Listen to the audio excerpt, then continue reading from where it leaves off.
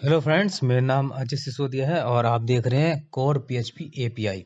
तो आज हम एपीआई में हम एपीआई जब बनाएंगे तो हम चाहेंगे कि इस एपीआई का यूज करके हमारा जो डेटाबेस है उसमें डेटा जो होगा वो अपडेट हो। टेबल के अंदर जो यूजर है वो अपडेट हो, उसकी कह सकते हैं कि उसकी इंफॉर्मेशन अपडेट हो। तो यहाँ पर आपने देखा होगा पहले भी हमारे पास डेटाबेस डॉट पीएचपी नाम से एक फाइल है या कॉन्फ़िग फोल्डर के अंदर। तो यहाँ अपडेट ऑप्शन है। मैं यहाँ अपडेट जो सॉरी ऑप्शन नहीं, अपडेट एक्शन है। तो यहाँ हम काम कर रहे हैं, क्वेरी लिखेंगे। दोस्तों देख रहे होंगे कि इसमें हम मेरे पास जो प्रोजेक्ट में काम कर रहे हैं, आप ऊपर यहाँ पर कोर पीएचपी एपीआई के नाम से आ रहा है वो लिखा हुआ, लेकिन पहले फोल्डर में एपीआई था। तो उस पर ध्यान न दें, वो मैंने सिर्फ इसका नाम चेंज किया है मेन फोल्डर का, बाकी कुछ नहीं है। यहाँ पर मैं ब्राउजर में जो दिखा रहा हूँ आपको लिंक, यहाँ पे यूआरएल सेंड करके कुछ नहीं, नॉर्मल ऐसे ही हम चेक कर रहे हैं, बाकी इसका कोई मतलब नहीं है। मैं दरअसल मेन मकसद हमारा पोस्टमैन का यूज करना।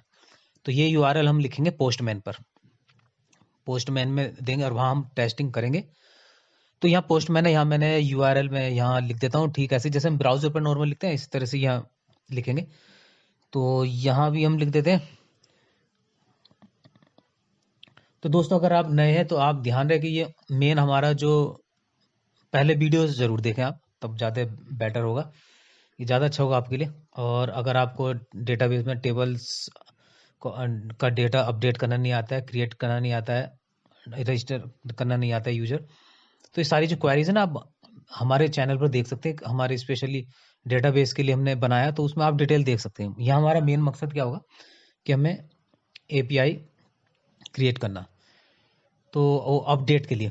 तो किस तरह से हम पोस्टमैन का यूज करेंगे कि वहाँ से हमारे जो पोस्ट किया हुआ डेटा है हम उसको एक्सेस कर पाएँ, और डेटाबेस को में जो हमारा डेटा पड़ा हुआ है उसको हम अपडेट कर पाएँ। तो ये क्वेरी हम लिख रहे हैं, सिंपल, आपको पता ही है, प्रिपेयर स्टेटमेंट का हम यूज कर रहे हैं। तो अपडेट के लिए हमने एक क्वेरी लिख दिया और प्रिपेयर स्टेटमेंट हमने लिख दिया है। लास्ट में हम एग्जीक्यूट कराएंगे। तो बस ये ध्यान रखना है, यहाँ प्लेस होल्डर का यूज कर रहे हैं। हमारा कोई ऐसा मकसद नहीं है कि भाई हमारे पास हम प्लेस होल्डर का क्यों यूज कर रहे हैं, बस जनरल एक इन्फॉर्मेशन आपको और मिल जाएगी अगर आप बिगनर हो तो। स्पेशली बिगनर्स के लिए ही वीडियोस बनाए जाते हैं इस चैनल पर। तो यहाँ जैसे यूजर आएगा पास होकर, यूजर का जो डेटा आएगा वो, तो मैं $यूजर नाम से एक एरे ले लेता हूँ, एरे ही में आएगा वो। और यहाँ पर अब इसके अंदर कौन सी वैल्यूज आएंगी, user underscore ID, user underscore pass, user under और यूजर सॉरी ईमेल, और एक आईडी भी होगा, क्योंकि हम डेटा अपडेट करेंगे तो कैसे करेंगे, हमारे पास आईडी भी तो नहीं चाहिए ना। जिस डेटा को आप अपडेट कर रहे हैं, जिस रिकॉर्ड को अपडेट कर रहे हैं, उस रिकॉर्ड की एक आईडी होनी चाहिए, यूनिक आईडी। तो एक वो भी यहाँ पास होगी।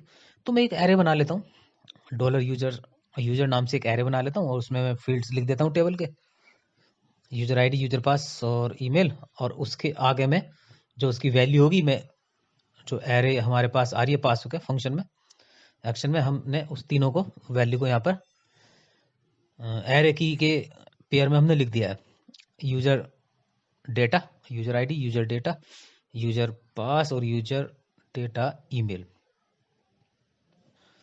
क्वेरी में कुछ मुझे लग रहा है कुछ गलत लिखा गया है, प्लेस होल्डर का हमें यूज करना होगा इसमें। प्लेस होल्डर का तो यूज करेंगे ही, और मुझे लग रहा है कि यहाँ पर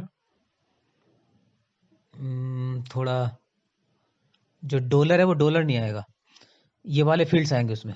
लेफ्ट जो एरे में हमने लिए ना डेटाबेस के फील्ड, इसके अंदर जो हमने लिए ये यूजर आईडी, यूजर पास और ईमेल,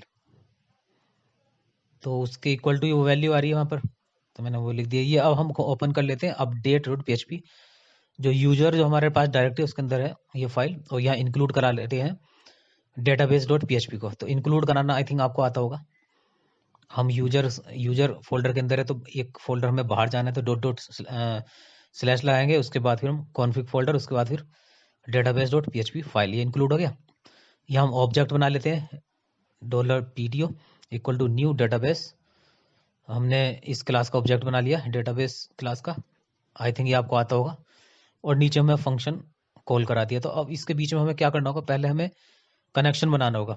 तो कनेक्शन के लिए हमारे पास, मैं कॉपी पेस्ट कर लेता हूँ जो क्रिएट वाली फाइल है हमारी, कनेक्शन बन जाएगा। आई थिंक ये तो हम सब कर चुके थे, ये कुछ नया नहीं है।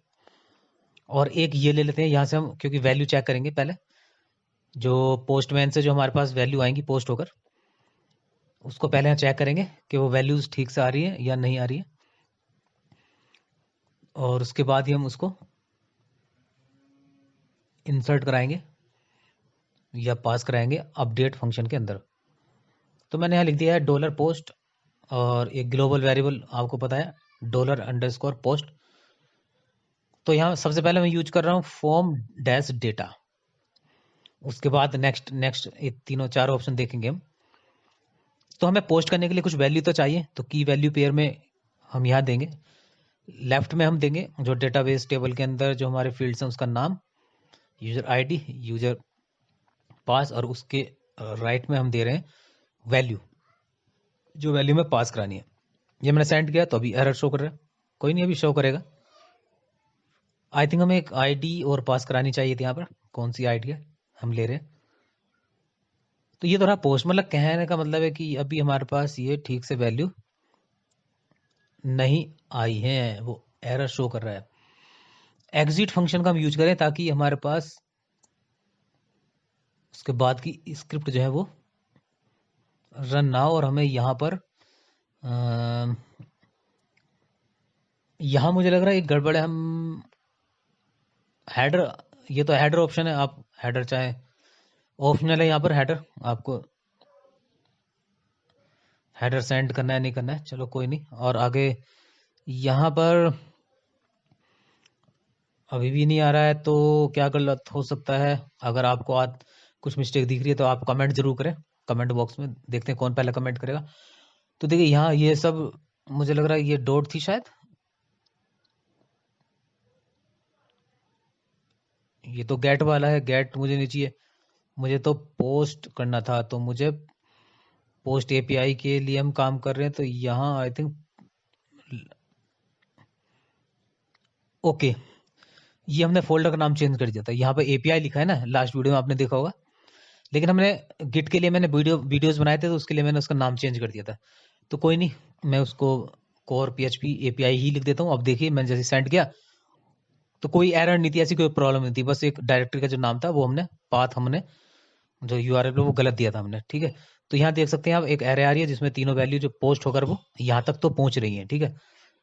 यहाँ इस फाइल तक अपडेट डॉट पीएचपी तक हमें मिल गई है। तो मैं इन तीनों को अलग अलग एको करा लेता हूँ, देखता हूँ ये भी ठीक से काम चल रहा है नहीं चल रहा है। तो यहाँ तो मुझे ब्राउजर पर मैं नॉर्मल दिखा रहा हूँ आपको, इसकी जरूरत नहीं है क्योंकि मैं टेस्टिंग जो कर रहा हूँ पोस्टमैन पर कर रहा हूँ। तो ये देखिए तीनों वैल्यू हमारे पास आ रही है, ठीक है। अब इनको हमें अपडेट फंक्शन के अंदर पास कराना होगा और ये डेटाबेस में रिकॉर्ड को क्या करेगा, ये अपडेट कर देगा। बट मुझे एक आईडी भी चाहिए ना, पर्टिकुलर रिकॉर्ड को मैं अपडेट करूंगा कैसे। तो डेटाबेस में आपको पता है कि पीएचपी डेटाबेस हम यूज कर रहे हैं, पीएचपी डेटाबेस का नाम है पीएचपी, उसमें यूजर्स टेबल है। जैसे मैं इसको क्लिक करता हूँ तो आप देख सकते हैं यहाँ से एक आईडी चेक कर लेते हैं कि कोई ब्लैंक आईडी हो या फिर जिस आईडी का हमें डेटा अपडेट करना हो वो हम ले लेते हैं। मान लीजिए हमने एक आईडी ली, दिस वन, तो इस आईडी का आप डेटा देख लीजिए और ठीक से देखेंगे कि ये जो हम इंफॉर्मेशन सेंड करेंगे यहाँ से, यानी कि जो डेटा सेंड करेंगे, यहाँ तीनों की वैल्यू तो ठीक आ रही है।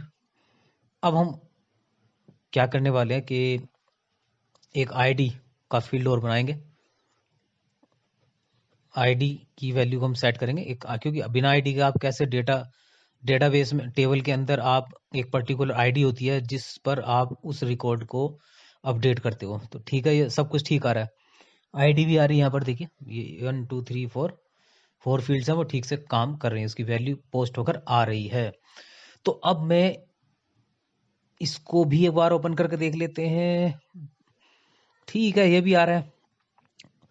तो ठीक से चेक करना जरूरी होता है। तो दोस्तों अगर आप बिगनर्स हैं तो आप शुरू से वीडियो जरूर देखें, तब आपके समझ में आएगा कि इस तरह मैं डेटाबेस डेटाबेस क्रिएट किया, पर डेटाबेस का मेन हमारा मकसद नहीं है। तो देखिए यहाँ पर मैं वो ऐसा कर लेता हूँ, इनको अलग अलग ये 4 वाली जो वैल्यूज है इनको जिससे आपको समझ में आ जाए मैं इस तरह ले लेता हूँ। $ID, $ID, $user पास पास और ईमेल। तो यहाँ मैं अलग अलग इसको कर लेता हूँ, इसमें कर देता हूँ पास।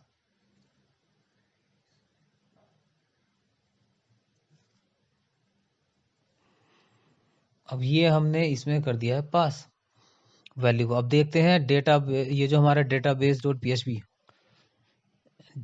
का जो फंक्शन बना है, क्या यहाँ तक वो वैल्यू यहाँ तक आ पा रही है नहीं आ पा रही है। तो मैं पहले यहाँ सेट कर देता हूँ वैल्यू को, $ID, $user ID। यहाँ थोड़ा हमने चेंज कर लिया है, हम वैल्यू को अलग अलग लेकर आ रहे हैं, ठीक है, एरे में ना लेकर इसको अलग अलग ले आते हैं जिससे आपको थोड़ा अच्छी तरह समझ में आ जाए।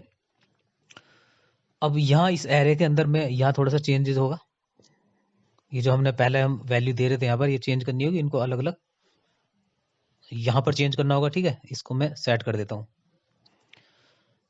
तो दोस्तों ये जो सीरीज चली है हमारी, यहाँ API के बारे में कुछ ना कुछ मैं वीडियोस डालूंगा डिफरेंट डिफरेंट, और जो पहले वीडियोस में हमने देखा है उसमें से क्या क्या चेंजेस करना है मुझे, या क्या क्या हमें प्रॉब्लम आई थी, क्या हमें आगे सही करेंगे, वो हम आगे देखते जाएंगे। जैसे एक वीडियो में अगर मैं बताऊं तो, चलो मैं बाद में बताऊंगा, कोई फायदा नहीं डिस्कस करने से अभी, ठीक है। कुछ चेंजेस था वो नेक्स्ट वीडियो में उसको बताऊंगा।